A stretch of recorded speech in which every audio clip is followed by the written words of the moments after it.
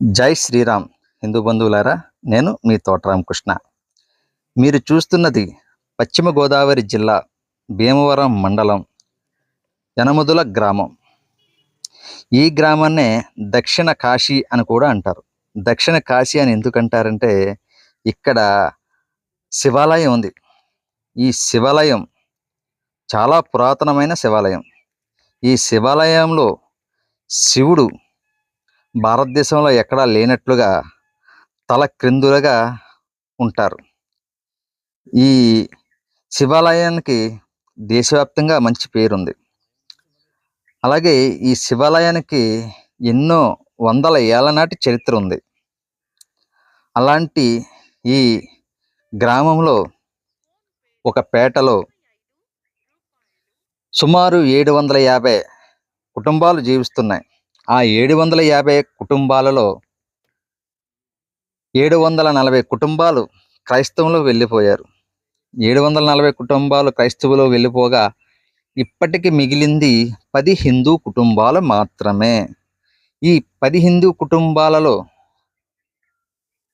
ఈ 750 కుటుంబాలను ఎదిరించలేక, వారు సనాతన ధర్మాన్ని వదులుకోలేక, వారి తాత ముత్తాతల నుంచి వస్తున్న సంస్కృతి సాంప్రదాయాలను వదులుకోలేక అలా జీవిస్తూ ఉన్నారు. ఇలాంటి సమయంలో అక్కడ వారి పూర్వీకులు కట్టిన రామాలయం ఎదర మండపం కూలిపోవడంతో ఆ రామాలయాన్ని పునర్నిర్మాణం చేయాలని చెప్పి అనుకున్నారు. కానీ వారికి బలం సరిపోలేదు, 10 కుటుంబాలే. అయినా సరే అక్కడ రామాలయం కట్టాలని నిర్ణయించుకుని ఒకే ఒక్కడు నిలబడ్డాడు. గ్రామంలో ఉన్న హిందువులందరి దగ్గర ఈ విషయాన్ని తెలియజేసి ఆ రామాలయానికి ఆర్థిక సహాయం తీసుకుని కష్టం చేసుకుని తను కూడా తన 2 గేదెలను అమ్మేసి ఆ రామాలయం నిర్మాణం పూర్తి చేశాడు. నిర్మాణం అవ్విన తర్వాత ఆ రామాలయంలో సీతారాముల వారి కళ్యాణం జరిపిస్తున్న సమయంలో ఆ సౌండ్ సిస్టమ్ పెడతారు కదా, ఆ సౌండ్ సిస్టమ్ వల్ల అక్కడున్న ఈ రామాలయంకి ఎదురుగా ఒక చర్చి ఉంది.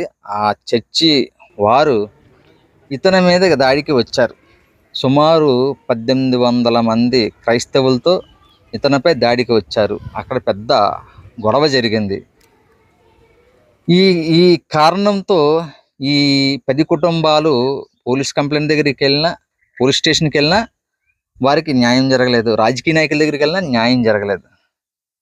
ఇలాగ 3-4 రోజులు తిరిగిన తర్వాత వీళ్ళకి న్యాయం జరగదని తెలిసి, మా బలం సరిపోదని తెలిసి ఈ యువకుడు ఏం చేశాడంటే కోర్టుకి లేఖ రాశాడు, జడ్జి గారికి లేఖ రాశాడు, కలెక్టర్ గారికి లేఖ రాశాడు.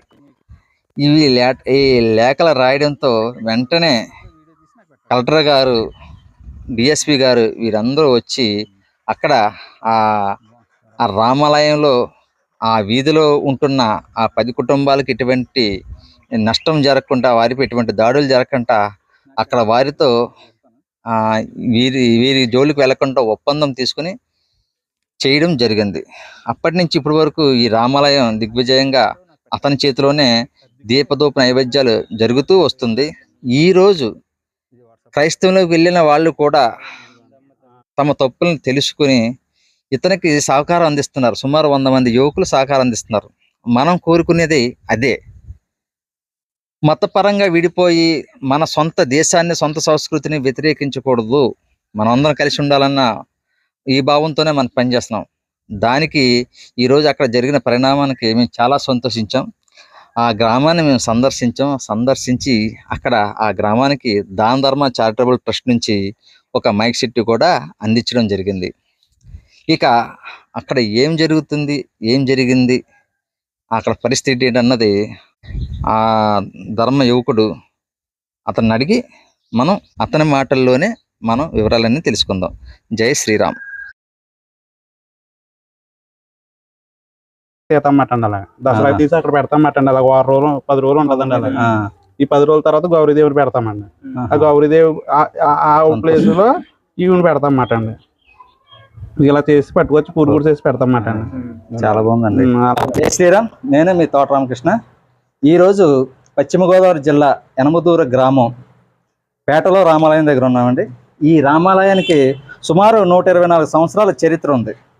ఈ 124 సంవత్సరాల చరిత్ర గల రామాలయం శిథిలావస్థకు చేరుకుంటే మన సోదరులు చిట్టిబాబు గారు తన భుజస్కంధాల మీద వేసుకుని ఈ రామాలయం నిర్మించడానికి ఇక్కడ ఉన్న తన తోటి కుటుంబస్తులతో సహచరులతో ఈ రామాలయాన్ని నిర్మించారు. ఈ రామాలయం నిర్మించి ఇంత సుందరవందనంగా ఈ రామాలయం తీర్చిదిద్దడంలో ఇతనిదే మెయిన్ ప్రత్యేక కృషి ఇతందే. అలాంటి ఇతన్ని ఈ రోజు కలవడం మా హిందూ బంధువులందరికీ చాలా సంతోషకరం. అసలు ఈ రామాలయం ఎలా నిర్మించారు, ఈయనకి ఎవరు ఎలా సహకరించారు, ఈయన ఎన్ని కష్టాలు పడ్డారన్న విషయాలు ఈయన మాటల్లోనే తెలుసుకుందాం. జై శ్రీరామ్. జై శ్రీరామ్. అందరికి జై శ్రీరామ్ అండి. అందరికి ముందుగా నమస్కారాలు. యనమదూరు గ్రామం అండి మాది. మా రామాలయం 1901లో నిర్మించడం అయినది. 1999లో రామాలయం కూలిపోయిందండి మాది. కూలిపోతే 2000లో కమిటీ నెంబర్లో దేవత్తుల పెద్దిరాజు, కాళి భాస్కర్రావు, పాల్పర్తి సంపతరావు అనే ఒక 5 పెద్దలు ఉండేవారండి. కాళి శ్రీనివాసు ఇలాంటి. అయితే కూలిపోయిన గుడిని మళ్ళీ పండితులను తీసుకొచ్చి చూపిస్తే పాత గుడి అంతా తీసేయాలని చెప్పారండి. తీసేయాలని చెప్తే తీస్తారండి. గుడి అంటే తీస్తారని, కట్టాలంటే ఇలా వల్ల అవ్వట్లేదండి. అదే 3 సంవత్సరాలు పెట్టేసిందండి. అప్పుడు తిరుమల వెంకటరత్నం గారు అని చీఫ్ ఇంజనీర్ అండి. ఇక్కడ గ్రంథి శ్రీనివాసరావు దగ్గర అండి. వాళ్ళ దగ్గరికి ఇలా 5గురు వెళ్తేనండి ఆయన ముంద శంకుస్థాపన చేసి గుడి ఈ పడతామంటే సొంత డబ్బులతో ఆయన కట్టించారండి. అప్పుడు గుడి ఏంటి, విగ్రహాలు ఏంటి అన్నీ ఆయన కట్టించారండి. ఆయన సొంత డబ్బులతో ఊర్లో ఇచ్చిన కొద్ది సందాలతో ఆయన మొత్తం వేసి కట్టించారండి. అయితే గుడి అంటే కట్టించారు కానీ దీప నైవేద్యాలకి మనం కింద మీద పడి చేసేవాళ్ళమండి. ప్రతిష్ట ఆయనే చేశారండి. ప్రతిష్ట అండి, విగ్రహాలు ఏంటి అన్నీ ఆలయానండి. తర్వాత ఈ గుడి రీమోడలింగ్ చేయడానికి గ్రామస్తులందరూ మాకు సాయం చేశారండి. గ్రామస్తులందరూ సాయం చేయడంతో ఈ గుడి ఇప్పటికి ఇలాగా ఇదైందండి. అందరి సహకారంతో ఈ గుడి ఇలాగా వెలుగుతుందండి. 125 సంవత్సరాల చరిత్ర ఉందండి దీనికి. ఎప్పుడో పూర్వం పెద్దలు కట్టిన గుడి తప్ప అది పడిపోతే మళ్ళీ కొత్త గుడి కట్టారండి. ఈ గుడి కట్టేటప్పుడు మీకు చాలా కష్టాలు ఎదురయ్యాయి, కొద్దిగా కేసులు ఎదురయ్యాయని. ఈ గుడి కట్టాక కళ్యాణం అంటే పక్కనే ఆ చర్చ్ ఇది మాకు ఎదురు బదురు కదంటే వాళ్ళకి మాకు కొద్దిగా గొడవ అయిందండి. గొడవ అంటే పెద్ద గొడవ కోర్టుల దాకా వెళ్ళామండి. వెళ్తే కలెక్టర్ వచ్చి వాళ్ళకి మాకు కాయంతాలు రాసి ఇచ్చి వాళ్ళ చేత తప్పని ఒప్పించి వాళ్ళకి సర్ది చెప్పి పంపారండి. ఇప్పుడు దాకా వాళ్ళకి మాకు ఏ గొడవలు లేవండి. అన్నదమ్ములా కలిసిమెలిసి ఉన్నాము. మాకు వాళ్ళు మాకు సాయం చేసినట్టు ఎదరికి వెళ్ళిపోతుందండి ప్రస్తుతానికి. అయితే ఈ గుడి అలా డెవలప్ అవుతా వెళ్తుందండి ప్రస్తుతానికి. ఈ రోజు మరి ఇక్కడ ఈ పేటలో వాళ్ళందరూ మీకు సహకారం అందిస్తున్నారండి. ఇప్పుడైతే ఇది వరకు అయితే లేదండి. ఇప్పుడైతే మాత్రం ఒక 2-3 సంవత్సరాల నుంచి మెల్లిగా మా మీద ఏదైనా చేసుకున్నా చెందిన వాళ్ళు రావడం ఇస్తాం అన్ని జరుగుతున్నాయండి. ప్రస్తుతానికి అండి. చాలా సంతోషం అండి. మరి ఇక్కడ హిందూ కుటుంబాలు ఎన్ని ఉన్నాయండి? 10 కుటుంబాలు ఉన్నాయండి. 10 కుటుంబాలేనండి. మొత్తం జనాభా ఎన్ని కుటుంబాలండి ఈ పేటలో? 700 కుటుంబాలు ఉంటాయండి. 750 కుటుంబాలండి. 750 కుటుంబాలకి 10 కుటుంబాలు ఉన్నాయండి. అయినా వారు మతం వారినే మీకు సహకరిస్తున్నాం. ఇది మనం ఇది వరకు అంటే లేదంగా చెప్పుకోవాల్సిన విషయం. మరి ఈ 750 కుటుంబాల్లో మీకు 10 కుటుంబాలు మిగిలినాయి. అందులో మీరు ఎందుకు మతం మారలేదు? మరి చిన్నప్పటి నుంచి దీంట్లోనే ఉన్నాండి. చిన్నప్పటి నుంచి మా తాతల కాడి నుంచి మా నాన్నల కాడి నుంచి మా నాన్న ఇంకా ఎక్కువ మా నాన్న చెరువు కాడికి వెళ్ళారు. మేము ఎప్పుడు దీంట్లో ఉంటాం కదా, ఇంకా దీంట్లోనే ఉండిపోయామండి. మనం ఎప్పుడు దీంట్లోనే పుట్టాం కాబట్టి దీంట్లోనే చచ్చిపోతాం. మీ తాత ముత్తాతలు ఇచ్చిన వారసత్వాన్ని మీరు అంతేనండి ఆ గౌరవంతో ఆ ప్రేమతో మీరు కొనసాగిస్తున్నారు. దేవుడి గురించి చెప్తే ఇందాక చాలా శక్తివంతమైన దేవుడు అండి. మేము ఈ గుడికి అయితే రూపాయి ఆదాయం కానీ ఏమీ లేదండి. ఒక డిబ్బీ కానీ ఇంకోటి లేదండి. 10,000తో మొదలెట్టానండి పని. మొత్తం 5,50,000 చిల్లర అయిందండి. దీని శక్తి ఏంటో కానీ రూపాయి లేకపోయినా మనం పని మొదలెడితే దాని అంతా అదే జరుగుతుందండి. ఎప్పుడు పని ఆగలేదండి ఎప్పుడు. మరి అంత శక్తి ఉందండి ఏంటో మరి అర్థమవుతుంది నాకు. ఏంటంటే ప్రతిదీ మనం అనుకున్నదే వెంటనే ఒక 10 రోజులకో 20 రోజులకో తను చేయించుకుంటున్నాడు అంతే భగవంతుడు, రాముడు. మరి అది ఎలాగన్నది ఆయనకే సాధ్యం. అదే అండి. అయితే రాముడికి హనుమంతుడు ఎలాగో ఈ ఊరికి మీరు రాముడికి హనుమంతుడు మీరు. అందుకే మీకు ఏంటి చాలా పెద్ద గ్రామాల్లో అందరూ హిందువులు ఉన్న చోట కూడా ఇలాగా ఇంత కళగా నేను చూడట్లేదు. ఎంత కళగా ఉందంటే నిజంగా నేను ఆశ్చర్యపోయాను. ఇలా ఉంటుందని అనుకోలేదు. ఇంత కళగా చేస్తున్నారంటే అది కేవలం మీ భక్తే. ఆ భక్తి అంటే ఆ రాముడికి మీరు ఈ ఊర్లో హనుమంతులా ఉన్నారు మీరు, మొన్నటిదాకా అందువల్ల ఇది ఎలా జరుగుతుంది. విజయరాం గారు, తిరుమల విజయరాం గారు, వారి భార్య లీలా గంగాభవాని అని ఆవిడ ఎప్పుడు మనకి ఏది కావాలన్నా హెల్ప్ చేస్తారండి. మళ్ళీ మేకల బాబ్జీ గారని, తలాల కృష్ణ గారని, పినిశెట్టి ఆయన పేరు దుర్గారావు గారు అబ్బాయి పేరు ఏంటి, నాగు గారండి, పినిశెట్టి నాగు గారని, వీళ్ళు నాకు ఎప్పుడు నిత్యం హెల్ప్ చేస్తూ ఉంటారు అన్నమాట అండి. గుడికి నిమిత్తం ఏదైనా కావాల్సి వచ్చి నేను చేసిన. బయట నుంచి హిందువులు వేరే వర్గాల నుంచి మీకు సహకారం బాగుందండి. ఎటువంటి వేషజాలాలు లేవండి. మాకు ఎక్కువ చేసేది వాళ్ళేనండి. చేసేది వాళ్ళే. సంతోషం. అంటే కొంతమంది మన అన్నదమ్ములా బతికే మనల్ని విడగొట్టాలని చెప్పి వేరే వేరే అపోహలు సృష్టించి మనల్ని విడదీస్తున్నారు. ఇప్పుడు మన అందరం హిందువులు ఒకటే కదండి. హిందువులు బంధువులు అంతే అండి, హిందువులు బంధువులు అండి. అది కొంతమంది తెలియదు.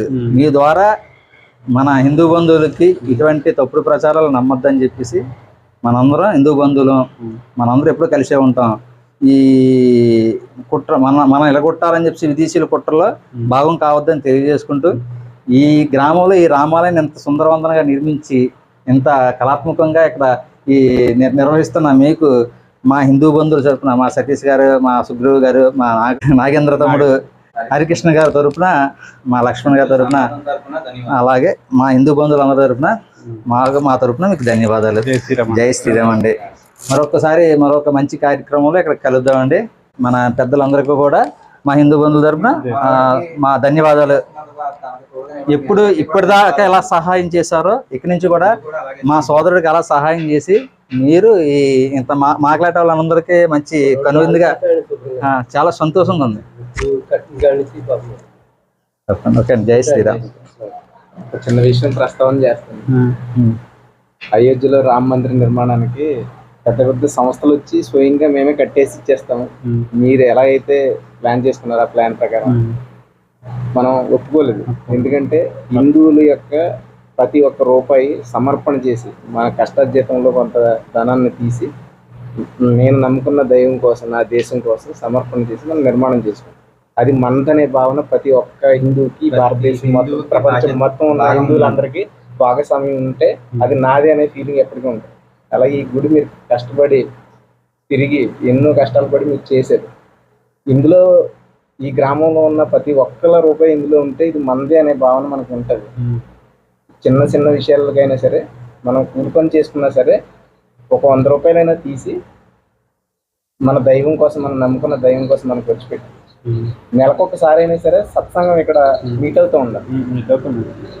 తద్వారా మనం డెవలప్ అవుతాం. మనం ఎవరితోటి గొడవ పడాల్సిన అవసరం లేదు. మన సమాజాన్ని, మన హిందూ ధర్మాన్ని, మన తోటి హిందూ బంధువులందరినీ మనం కాపాడుకుంటాం. అలాగే వారిని పునరాగ్రమణం కూడా చేసుకోగలుగుతాం. ఇతర విధర్మీయులు అయిన తర్వాత వాళ్ళు మన శత్రువుల్లాగా మెలుగుతారు. ఎందుకంటే మన ఆచారాలు వాళ్ళకి ఎదురు కొంతమంది స్వార్థం కోసం ఇష్టపడరు. భారత మాతకి జీ అంటే ఇష్టపడరు, ముందే మాత్రం అనలేదు.